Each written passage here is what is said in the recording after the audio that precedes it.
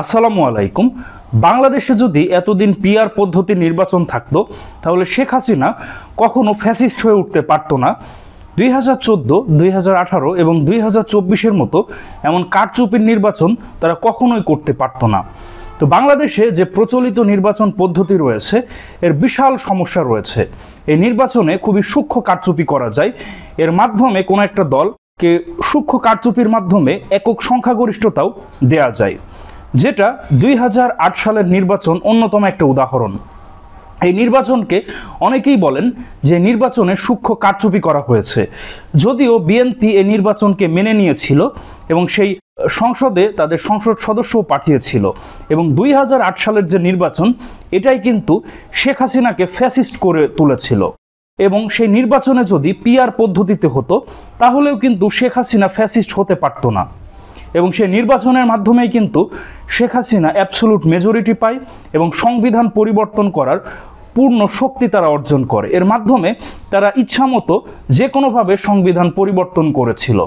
তো আজকে আমরা দেখব যে 2008 সালের সে নির্বাচন বা বাংলাদেশে যত নির্বাচন হয়েছে যেখানে আওয়ামী লীগ বিজয়ী হয়েছে, সেখানে যদি পিআর পদ্ধতির নির্বাচন থাকতো তাহলে কিন্তু আওয়ামী লীগ এককভাবে জিততে পারতো না। যদি জিততো তাহলে কিন্তু কোনোভাবেই সংবিধান পরিবর্তন করা, যেভাবে 2008 সালে তারা অ্যাবসোলুট মেজরিটি পেয়েছিল, সেটা কোনোভাবেই পারতো না। আর বিশেষ করে এই ভিডিওটা আমি বিএনপির উদ্দেশ্যেই বানিয়েছি। তারা বলছে যে বাংলাদেশে আসলে পিআর পদ্ধতির জন্য প্রস্তুত নয় বা পিআর পদ্ধতিতে সরকার স্টেবল হয় না বা অনেক সমস্যা দেখায়। তো আজকে আমি আপনাদেরকে প্রমাণসহ দেখাবো বাংলাদেশে যদি পিআর পদ্ধতির নির্বাচন থাকে তাহলে কেউ ফ্যাসিস্ট হতে পারবে না বা শেখ হাসিনাও ফ্যাসিস্ট হতে পারতো না। তো 2008 সালের নির্বাচন আওয়ামী লীগ পেয়েছিল 48.04% ভোট, কিন্তু সে অনুযায়ী তার আসন পেয়েছিল 230টি। দেখছেন, অ্যাবসোলুট মেজরিটি। কিন্তু এটা যদি পিআর পদ্ধতিতে থাকতো তাহলে আওয়ামী লীগ সেখানে কোনোদিন একক সংখ্যাগরিষ্ঠতা পেত না, সেখানে পেত মাত্র 144টা আসন। আর দেখুন 2008 সালের নির্বাচনে বিএনপি পেয়েছিল 32.50%, প্রায় 32.5%, কিন্তু সে অনুযায়ী সিট পেয়েছিল মাত্র 30টা। তাহলে দেখতে পাচ্ছেন যে ভোটের অনুযায়ী আসনের কি পরিমাণ কম। আর বিএনপি এবং জামাত এই জোট মিলে সর্বমোট ভোট পেয়েছিল 37.61%, কিন্তু সর্বমোট আসন পেয়েছিল মাত্র 33টা। কিন্তু এখানে যদি পিআর পদ্ধতির নির্বাচন হতো তাহলে আওয়ামী লীগ পেত 144টা আর বিএনপি এবং জামাত জোট তারা পেত 113টা। আর যেহেতু এখানে জাতীয় পার্টিও ছিল, তারাও যদি এই পিআর পদ্ধতি হতো তারা 7% ভোট পেয়েছিল। তো সেই অনুযায়ী তারা 27টা আসন পেত এবং বিএনপি, জামাত, জাতীয় পার্টি সহ স্বতন্ত্র কিছু আসন মিলে শেখ হাসিনাকে হারানো যেত। কিন্তু এখানে পিআর পদ্ধতিতে না থাকার কারণে এখানে একটা সূক্ষ্ম কারচুপি করা হয়েছিল বলে অনেকেই বলেন। এবং এখানে অনেক প্রার্থীকে দেখা যাচ্ছে 200, 300, 1000 ভোটে হারানো দেখানো হয়েছে। কিন্তু ওভারঅল আপনার সারা দেশে যে পার্সেন্টেজ সে অনুযায়ী সিটের হিউজ পার্থক্য। তো এটা আসলেই এই এফটিপি যে প্রচলিত নির্বাচন পদ্ধতি, এটা একেবারেই বাজে পদ্ধতি। আপনি এখানে দেখুন 37.61% ভোট নিয়ে আপনি মাত্র 33টা আসন পেয়েছেন। তাহলে বিএনপি যে বলেন যে যাদের 2-3টা আসন নেই, তাহলে আপনারা 2008 সালের নির্বাচনে 30টা আসন কেন পেয়েছিলেন? আপনাদের যদি পিআর পদ্ধতির নির্বাচন থাকতো তাহলে তো আপনারা জীবনেও 2008 সালের নির্বাচনে এমন ভরাডুবি হতো না। তো আপনারা 2018 সালের নির্বাচনকে দিনের ভোট রাতে করা বলেন, আবার সেই নির্বাচনে তো আপনারাই গিয়েছিলেন, আপনারা মাত্র 7টা আসন ধরিয়ে দেওয়া হয়েছিল। এটা আমরা অবৈধ বলি, কিন্তু আপনারা যেহেতু সংসদে গিয়েছিলেন সুতরাং এই ভোট বৈধ ছিল আপনাদের জন্য। যদি অবৈধ হতো আপনার সংসদে আসন পাঠালেন কেন? এবং সেই স্পিকার এবং রাষ্ট্রপতির অধীনে আপনারা সেই অবৈধ সংসদের অধীনে আপনারা কেন সেখানে শপথ নিলেন? সুতরাং আপনাদের দৃষ্টিতে এটা সঠিক ছিল। আপনারাই তো মাত্র 7টা আসন পান। অন্যদের বলেন যে যারা 2-3টা আসন পায় তারাই পিআর চাই। এই পিআর থাকলে 2008 সালে শেখ হাসিনা কোনোদিন জিততে পারতো না। আর যেহেতু সেখানে সূক্ষ্ম কারচুপি করা হয়েছিল, আর সূক্ষ্ম কারচুপি কিন্তু খুব অল্প ভোটে আপনাকে হার দেখাবে। দেখা যাচ্ছে 20টা ভোটে আপনাকে হার দেখালো। এমন উদাহরণও কিন্তু রয়েছে। আপনি বলবেন যে বানিয়ে বলছি, আমার কাছে একটা স্ট্যাটিস্টিক রয়েছে যে প্রচলিত যে নির্বাচন পদ্ধতি, এখানে কিভাবে আপনাকে সূক্ষ্ম কারচুপি বা অল্প ভোটে আপনাকে হারানো দেখানো যাবে বা অল্প ভোটে হারা সম্ভব। অর্থাৎ ভোট নষ্ট হয়ে যায়।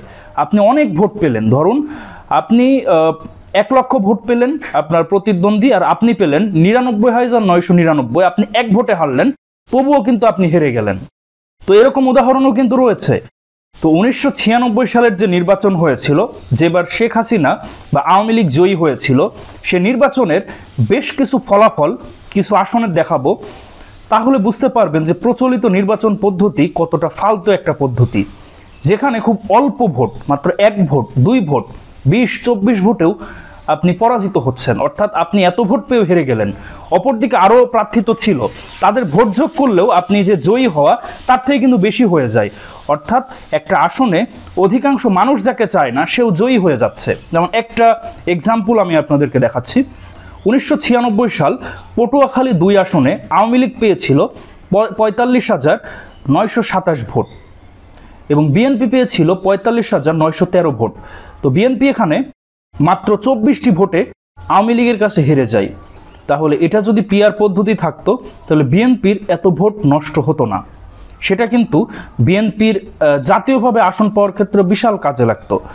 অপরদিকে কুষ্টিয়া 4 আসন, এখানে বিএনপি আওয়ামী লীগের কাছে মাত্র 361 ভোটে হেরেছিল।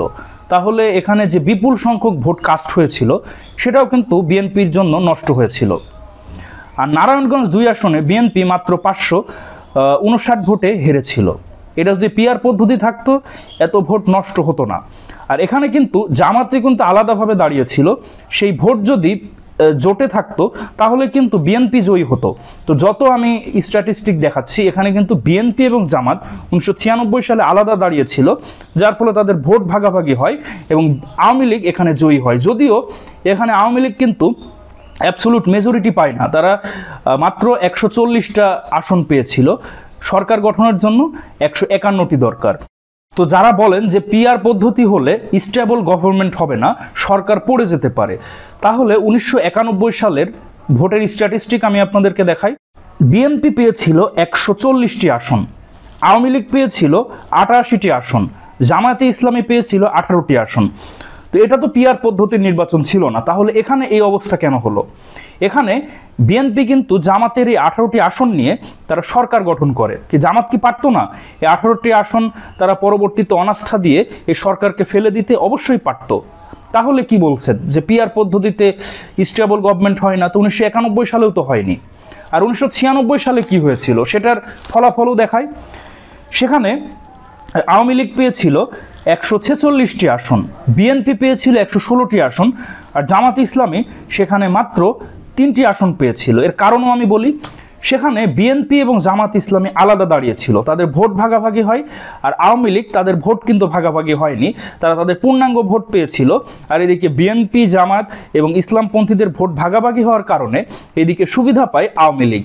এটা কিন্তু প্রচলিত পদ্ধতিতে রয়েছে। আর পিআর পদ্ধতিতে কোনো ভোট নষ্ট হওয়ার কোনো উপায় নেই। আপনি আলাদা দাঁড়ান, যেভাবে দাঁড়ান আপনার ভোট আপনি পাবেন।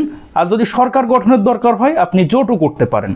আর আপনার যদি এতই সমর্থন থাকে, যেহেতু বিএনপি নেতা হারুন বলেছে তাদের 90% ভোট রয়েছে, তো 90% ভোট থাকলে পিআর হলেও তো আপনারা 3 নং 27 প্রায় 270টা আসন আপনারা পেয়ে যাবেন।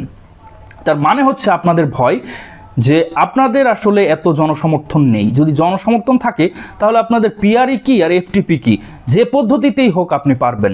যে ভালো ছাত্র তার পরীক্ষা যত কঠিন যেভাবেই হোক সে জিতবে। তাহলে আপনাদেরই আসলে ভয় রয়েছে, যদি পিআর সিস্টেম হয় তাহলে আপনারা আসলে জিততে পারবেন না, এটাই আপনাদের ভয়। তো 1996 সালে বিএনপির যে পরাজয় হয়েছিল, এটা যদি পিআর পদ্ধতি থাকতো তাহলে কোনোদিন এই পরাজয়টা হতো না। তো সেখানে আরও অনেক আসন রয়েছে। দেখুন, কুমিল্লা 6 আসনে 1996 সালে বিএনপি মাত্র 366 ভোটে হেরেছিল। আর সিলেট 1 আসনে মাত্র 720 ভোটে হেরেছিল। আর নারায়ণগঞ্জ 2 আসনে বিএনপি 559 ভোটে হেরেছিল। তাহলে দেখুন, আপনারা মাত্র এত ভোটে হারলেন, অল্প ভোটে হারলেন। এখানে যদি জামাতের ভোট যদি আপনাদের সাথে থাকতো তাহলে কিন্তু হারতেন না। তো তাহলে আপনি দেখুন এখানে যদি পিআর পদ্ধতিতেও নির্বাচন থাকতো 1996 সালে, তাহলে আমি আপনাদেরকে দেখাচ্ছি এখানেও কিন্তু আওয়ামী লীগ সরকার গঠন করতে পারতো না। কিভাবে? বিএনপি এবং পেয়েছিল 33.61%। এটা যদি পিআর পদ্ধতিতে থাকতো তাহলে 101টা, আর এদিকে জামায়াতে ইসলামী পেয়েছিল 8.61% ভোট, তো সেটা দিয়ে প্রায় 27টা ভোট আসন পাওয়া যেত, সেটা মিলে 128টা। আর জাতীয় পার্টি তারা পেয়েছিল 16.40% ভোট। এটা যদি পিআর পদ্ধতিতে থাকতো তাহলে 1996 সালে জাতীয় পার্টি প্রায় 49টির মতো আসন পেত। তো কোনোভাবে আপনি যদি জাতীয় পার্টিকে ম্যানেজ করতে পারতেন তাহলেও কিন্তু এখানে বিএনপি, জামাত এবং জাতীয় পার্টি জোট এখানে জয়ী হতো, শেখ হাসিনাকে হারানো যেত। তাহলে দেখছেন যে পিআর পদ্ধতি না থাকলে কি পরিমাণ ভোট নষ্ট হয়। আপনি অনেক পার্সেন্ট সারা দেশে ভোট পেয়েও আপনার আসন অনেক কম হচ্ছে। আর 2008 সালের নির্বাচনের কথা কি বলবো, যে বিএনপি পিআর চায় না, 2008 সালে পিআর থাকলে তারা 32.50% ভোট নিয়ে মাত্র 30টা পায়। পিআর থাকলে এখানে প্রায় 113টা আসন পেয়ে যেত। আওয়ামী লীগ অ্যাবসলুট মেজরিটি জীবনেও পেত না। তাহলে বাংলাদেশে ফ্যাসিবাদের শুরুই হয়েছে এই পিআর পদ্ধতিতে নির্বাচন না থাকা। এখানে কিন্তু সূক্ষ্ম কারচুপি করা প্রায় অসম্ভব। আপনাকে যদি হারাতে হয় হিউজ পরিমাণ কারচুপি করতে হবে, যেটা আপনি ধরা খেয়ে যাবেন। প্রচলিত পদ্ধতিতে আপনি একটা ভোটেও যদি হারেন তবুও আপনার হার সে আসনে। তাহলে এভাবে যদি কোনোভাবে নির্বাচন কমিশন কোনো একটা দলের পক্ষপাতিত্ব করে, একটা দলকে 10-20টা আসনে হার দেখাতে পারে, তাহলে কিন্তু সেই দলের কাছে খুবই মনে হবে না, আজব মনে হবে না। কিন্তু যদি আপনি পিআর পদ্ধতিতে যদি আপনি কাউকে হারাতে চান তাহলে হিউজ পরিমাণ আপনার ভোট কম বেশি দেখাতে হবে, সেটা কিন্তু খুবই কঠিন, সেটা জনগণের কাছে ধরা খাবে। কিন্তু প্রচলিত সিস্টেমে আপনি দরকার হয় 100 ভোট কম, 200 ভোট কম, দরকার 1-2 হাজার কম দেখালেন, তাদের তো সমস্যা নেই, তারা ভাববে যে আমি 1000-2000 ভোট কম পেয়েছি। এটার কারচুপি ধরা খুবই টাফ, এই সূক্ষ্ম কারচুপিগুলো। কিন্তু যদি আপনি পিআর পদ্ধতি থাকে তাহলে কিন্তু কোনোভাবেই এই হিউজ কারচুপি করলে আপনি ধরা খাবেন, এবং সেখানে কিন্তু মনোনয়ন বাণিজ্যের সুযোগ নেই এবং স্থানীয় প্রভাব খাটানোর সুযোগ নেই। সুতরাং আমার মনে হয় এই পিআর পদ্ধতি বাংলাদেশের শ্রেষ্ঠ পদ্ধতি। তো যে সকল বিশ্লেষক অনেকেই বলেন যে এখানে সরকার দুর্বল হবে, তাহলে 1991-96 সালে পিআর ছিল না, সেখানে কেন সরকার দুর্বল হলো? সেখানেও তো চাইলে তারা অনাস্থা ভোট দিয়ে সরকার ফেলে দিতে পারত, এটা হয়নি। তাহলে পিআর পদ্ধতিতে নির্বাচন হলেও সরকার পড়বে না, বরং সরকার স্টেবল হবে, আর এখানে সকলের অংশগ্রহণ থাকবে। পিআর না থাকার কারণে অনেক শিক্ষিত লোক তারা কিন্তু নির্বাচনে জয়ী হতে পারে না। স্থানীয় প্রভাবের কারণে এখানে ভোট কারচুপির সুযোগ নেই, এখানে কেউ অল্প পার্সেন্টেজ পেয়ে হিউজ আসন পর সুযোগ নেই, যে কেউ ইচ্ছামতো সংবিধান পরিবর্তন করতে পারবে না, সকলের মত নিয়ে করতে হবে। তো এটা খুব একটা ভালো একটা পদ্ধতি, এটাই আসলে যারা গণতন্ত্র বলেন এটাই প্রকৃত গণতন্ত্র। এটা অনেকটা গণভোটের মতোই কিন্তু হয়ে যায়, যত পার্সেন্ট ভোট দেবে সে তত পার্সেন্ট আসন পাবে, অর্থাৎ জনগণের প্রত্যক্ষভাবে। সুতরাং এটাই ভালো পদ্ধতি, এটাই আমাদের ফলো করা উচিত। না হলে কিন্তু 2008 সালের মতো আবারও শেখ হাসিনার মতো কাউকে ফ্যাসিস্ট বানিয়ে দেওয়া হবে সূক্ষ্ম কারচুপির মাধ্যমে। আর পিআর থাকলে কোনোভাবে শেখ হাসিনা ফ্যাসিস্ট হতেই পারতো না। 2008 সালের যে স্ট্যাটিস্টিক, এটা যদি পিআর থাকতো তাহলে কি হতো, এবং 1996 সালে যদি পিআর থাকতো কি হতো, সেটা আমি আপনাদেরকে তুলে ধরেছি।